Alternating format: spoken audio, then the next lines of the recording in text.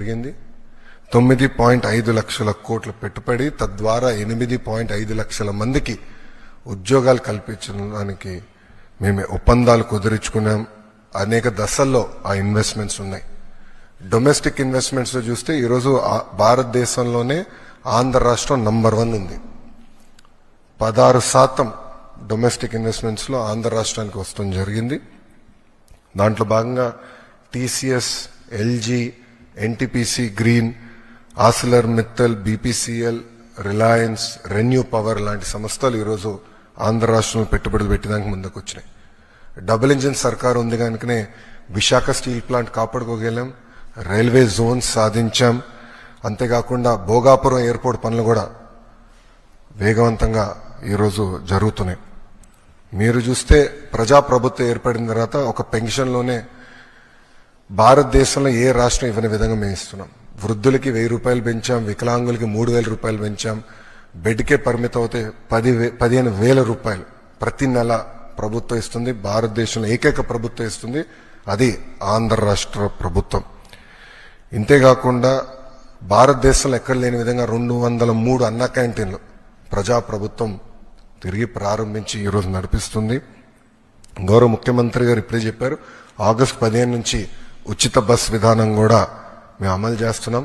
దీపం పథకం ద్వారా ఇప్పటికీ 2 కోట్ల గ్యాస్ సిలిండర్లు ఉచితంగా ప్రజాప్రభుత్వం తెలుగింటి ఆడబడుచులకి అందజేస్తాం కూడా జరిగింది.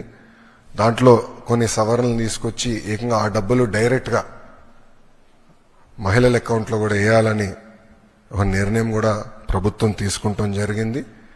ఈరోజు ముఖ్యమైన కార్యక్రమం తల్లికి వందనం. ఎన్నికల్లో మనం ఇచ్చిన హామీ నిలబెట్టుకుంటున్నాం. ఆనాడు చాలా స్పష్టంగా ఎంతమంది పిల్లలుంటే అంతమంది పిల్లలకి తల్లికి వందనం ఇస్తానని హామీ ఇచ్చాం. దాంట్లో భాగంగా జియో ఇచ్చాం. ఈ రోజు నుంచి డబ్బులు తల్లుల అకౌంట్లో కూడా పడతాయి. 13,000 రూపాయలు తల్లి అకౌంట్లో పడుతుంది. 2,000 రూపాయలు మెయింటెనెన్స్ గ్రాంట్ కింద స్కూల్స్ లో మెయింటెనెన్స్ కోసం ప్రభుత్వం ఆ నిధులు కూడా ఖర్చు పెడతాం జరుగుతుంది. సో భారతదేశంలో ఎవరు చేయని విధంగా సంక్షేమ అభివృద్ధి కార్యక్రమాలు ప్రభుత్వం ఈరోజు చేస్తాం జరుగుతుంది.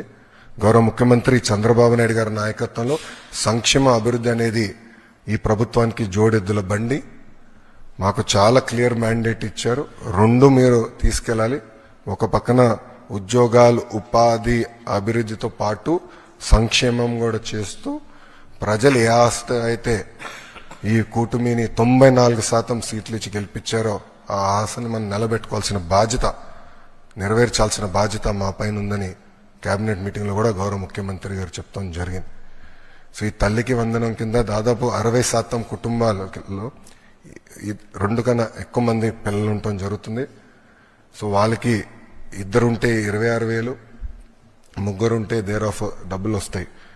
సో ఆటోమేటిక్ గా ఆ డబ్బులు వాళ్ళ అకౌంట్లో పడటం జరుగుతుంది.